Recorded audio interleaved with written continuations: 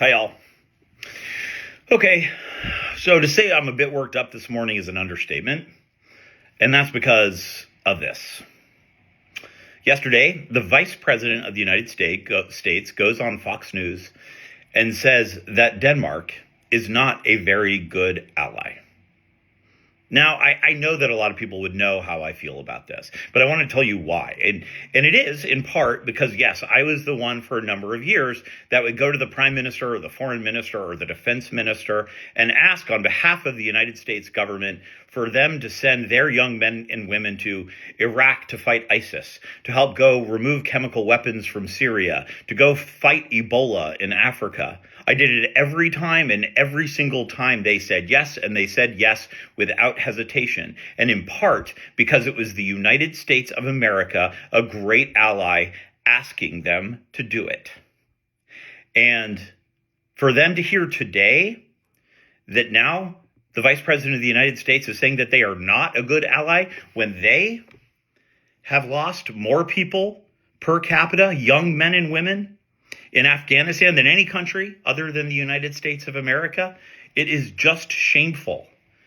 I have been to these funerals. I've heard stories of young men who've had their legs blown off by IEDs in Afghanistan, of young men who've had to go through numerous surgeries and now live in constant pain because of something that happened to them on the battlefield. For them and their families to now hear the vice president talk like this is just heartbreaking.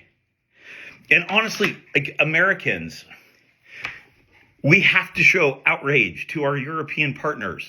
This is shameful, and this is a moral shortcoming.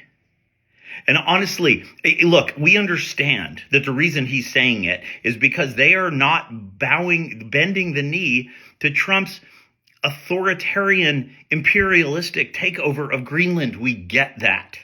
But at some point, this is about something so much bigger. This is about the men and women. I hope that J.D. Vance could say this not just to the face of Maria Bartiromo, but go to Denmark and say that to the face of the parents of the young men and women who've lost their lives alongside U.S. troops. Say it to them. And then you will have just an ounce of courage. But until then, it is just shameful. And look, Americans, we need to show a little outrage here.